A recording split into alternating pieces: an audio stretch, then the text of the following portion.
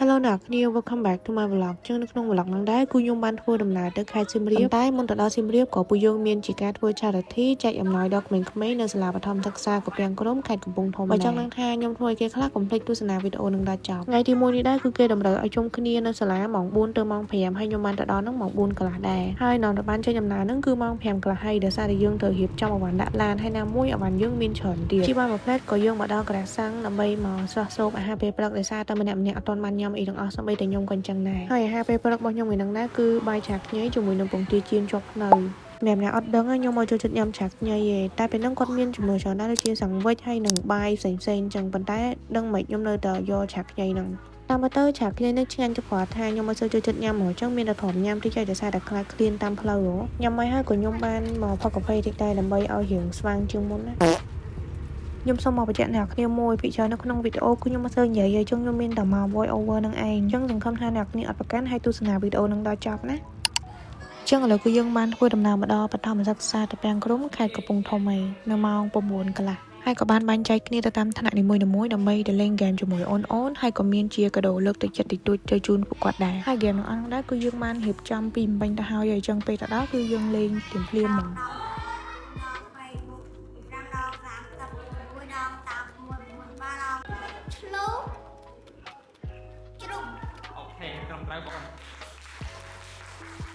ហើយហ្គេមនេះដែរគឺតម្រូវឲ្យគូហុកឲ្យទាយហើយអ្នកគ្នាមើលថាហុកហ្នឹងគឺជាហុកអីគេសត្វជើង4ហើយមានកតុយពីក្រោយវែងអ្នកគ្នាគេមើលថាគេ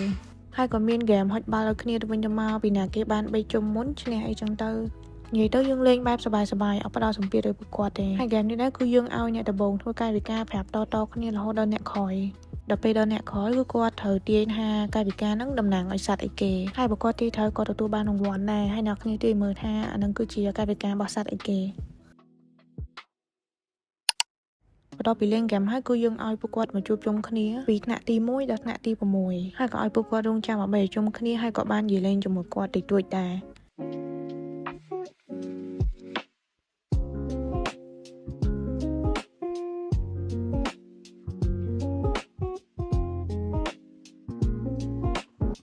ហើយក៏យើងចាប់ផ្ដើមចែកជាសម្ភារៈសិក្សាមានដូចជាកាតាបសភៅស្បែកជើងដបទឹកអីចឹងទៅហើយអ្នកគ្នាចង់ឃើញមានអីប្លែកអត់គឺណែអ្នកគ្នាមើលខុសទេគឺជាទូរ៉េនអញ្ចឹងពួកយើងបានចែកជានំប៉័ងហើយនឹងទូរ៉េនឲ្យគាត់ម្នាក់មកប្រអប់ដែរហើយក៏បានជុំគ្នាថតរូបជាអនុស្សាវរីយ៍ចឹងទៅហើយក៏បានលួចថតប្តីប្រពន្ធគេកំពុងស្វីតនេះដែរដល់ម៉ោងមកដណ្ដប់កន្លះក៏ពួកយើងដល់ម៉ោងចប់កម្មវិធីហើយក្មេងៗក៏នាំគ្នាធ្វើដំណើរចេញទៅផ្ទះដែរហើយពួកខ្ញុំក៏មករៀបអវ៉ាន់ហើយនឹងក្អីទៅទុកកន្លែងដើមហើយក៏នាំគ្នាមកជួយក្មេងៗរៀបចំកាតាបដោយសារតែពួកគាត់សុទ្ធតែជីកង់ហើយម្នាក់សុទ្ធតែមានកាតាប2បើអត់ជួយទេដឹងតែជីកាតាបជ្រូកតាមផ្លូវហ្មងបន្ទាប់ពីហ្នឹងមកគឺយើងចាប់ផ្ដើមធ្វើដំណើរទៅខេត្តសៀមរាបហើយអត់បានថតអីឲ្យអ្នកគ្នាមើលទេដោយសារតែខ្ញុំចប់គេនឹងឯងចឹងនាំទៅដល់សៀមរាបគឺម៉ោង4កន្លះហើយក៏នាំគ្នា check in នៅក្នុងអូតែដូរកៅអៅលុបមុខលុបអីហើយក៏នាំគ្នាជិះតុកទៅលេងប្រាសាទពេលហ្នឹងក៏ងូតទឹកដែរប៉ុន្តែងូតអត់តន់អ្នកគ្នាដោយសារតែបន្ទប់ខ្ញុំគេង4នាក់អញ្ចឹងបានទៅលុបមុខ make up ហើយដូរកៅអៅតែប៉ុណ្្នឹងអត់ចង់តន់គេទៀតនិយាយទៅគឺចាំនឹងពេញហ្នឹងទៅដល់ភ្លាមគឺចេញដំណើរភ្លាមហ្មងហើយក៏ enjoy ទិដ្ឋភាពនៅតាមផ្លូវហ្នឹងដែរគឺឡើង fresh ហ្មង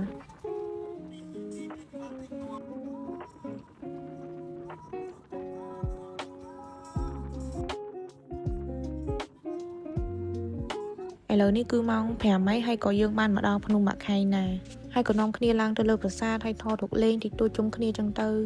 កម្រងពេលហ្នឹងគឺទៅមើល sunset ទេប៉ុន្តែពេលទៅដល់គឺបាត់ sunset បាត់ហើយដោយសារតែមេឃពេលហ្នឹងរៀងងត់ដល់ហើយមានណាមកទទួលក្រោយភ្លៀងក៏ដោយ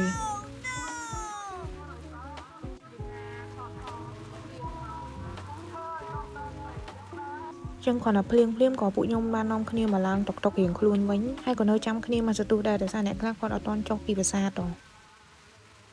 ពេលជុំគ្នាហើយក៏ពួកយើងនាំគ្នាទៅញ៉ាំអាហារពេលល្ងាចនៅក្រុងវិញពេលជិះទៅវិញមេឃអាឡុនតិចហើយឡើងត្រជាក់ហ្មងប៉ាចាំពូតុកខ្ញុំគាត់មាន speaker ហើយគាត់ឲ្យ connect ដាក់បទអីដាក់ទៅហើយពេលហ្នឹងខ្ញុំដាក់បទ chill ហើយពេលហ្នឹងឡើង enjoy the moment ហ្មង បន្ទាប់ពីដល់ក្រុងសៀមរាបហើយគឺយើងបានទៅញ៉ាំអីនៅផ្ទះក្បឿងសៀមរាបដែលគេល្បីថាឆ្ងាញ់មានដូចជាស៊ុបហើយនិងសាច់អាំងនិយាយទៅមកជាន់លើហ្នឹងគឺសិតតែគ្នាខ្ញុំហ្មងដូចភ្ញៀវ VIP អញ្ចឹងហើយបន្ទាប់មកគឺអត់មានអីច្រើនទេគឺមានតែនាំគ្នាញ៉ាំនឹងឯងបើសួរថាឆ្ងាញ់អត់សម្រាប់ខ្ញុំគិតថាឆ្ងាញ់អាចថាមកពីខ្ញុំឃ្លៀងក៏ថាបានដែរដោយសារតែតាំងពីព្រឹកមកឬអ្នកនេះឃើញអញ្ចឹងគឺខ្ញុំបានញ៉ាំតែបាយហើយនិងទឹកតិចតួចទេអញ្ចឹងស្មានខ្ញុំគិតថាម្នាក់ប្រកាសជាឃ្លានហើយនិយាយទៅពេលហ្នឹងអីក៏ញ៉ាំដែរគ្នាប៉ះចំមេជ្រៀងជាក់ហើយញ៉ាំស៊ុបក្តៅៗជាមួយនឹងសាច់អាំងទៀតជាតិហ្មង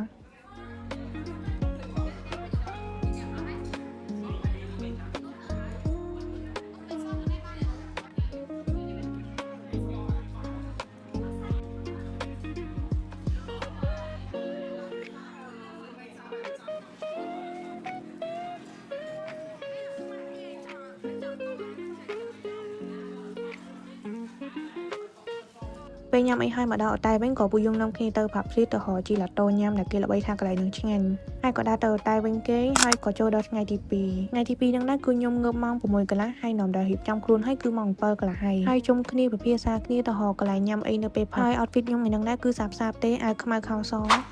កដល់កន្លែងញ៉ាំអីហើយថ្ងៃទី2ហ្នឹងដែរគឺយើងចាប់ផ្ដើមអាហារពេលព្រឹកជាមួយនឹងហ្វហើយក៏នាំគ្នា order ហ្វម្នាក់មួយចានទៅដោយសារតើនៅហ្នឹងគេល្បីថាហ្វឆ្ងាញ់អញ្ចឹងយើងត្រូវនាំគ្នាញ៉ាំហ្វមានតែគេខ្លះដូចខ្ញុំឲ្យតែញ៉ាំហ្វដែលដាក់បន្លែដោយសារតែខ្ញុំអត់ចូលចិត្តបន្លែដែលគេឲ្យដាក់នៅក្នុងហ្វហ្នឹងសោះនិយាយទៅចេះញ៉ាំតែសណ្តែកបដោះហ្នឹងមួយអស់ហើយបើនិយាយពីរសជាតិសម្រាប់ខ្ញុំមានអារម្មណ៍ថារៀងសាបតែបើអ្នកគ្នាញ៉ាំមួយទឹកជ្រលក់ខ្ញុំគិតថាប្រហែលជាអត់អីវិញបន្ទាប់ពីញ៉ាំអីហើយគឺពួកយើងនាំគ្នាជិះម៉ូតូដើរលេងនិយាយពីថាមេឃពេលហ្នឹងក្តៅមែនតើខ្ញុំតែអត់បាន sunscreen ជួយទេគឺដឹងតែចប់មកស្បែកខ្ញុំបន្ទាប់មកគឺយើងបានធ្វើដំណើរទៅលេងប្រាសាទអង្គរវត្តហើយមានន័យច្រើនទេគឺយើងដើរជុំគ្នាថតរូបនឹងឯង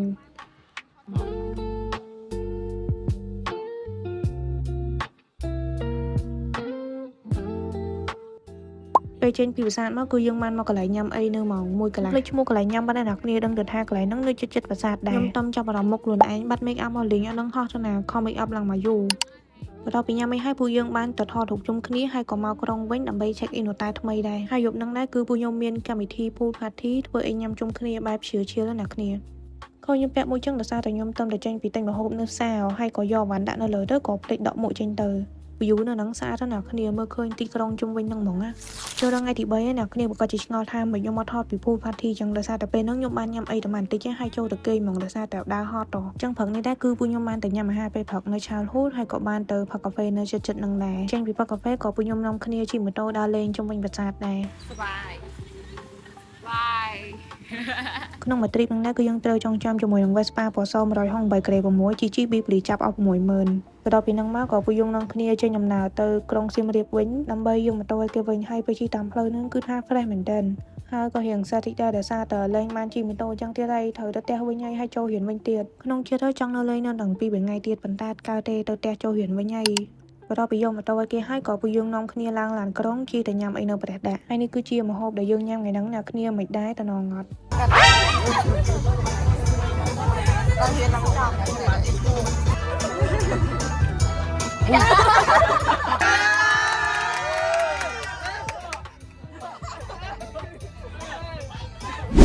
បន្ទាប់ពីញ៉ាំអីហើយគឺពួកយើងធ្វើដំណើរចេញពីសៀមរាបទៅទីក្រុងភ្នំពេញវិញហើយមិនដែរអ្នកគ្នាជួយចិត្តវីដេអូបែបហ្នឹងអត់បើសិនជាចូលចិត្តកុំភ្លេចជួយ subscribe ហើយ like វីដេអូនឹងម្នាក់មួយផងអរគុណបាយបាយ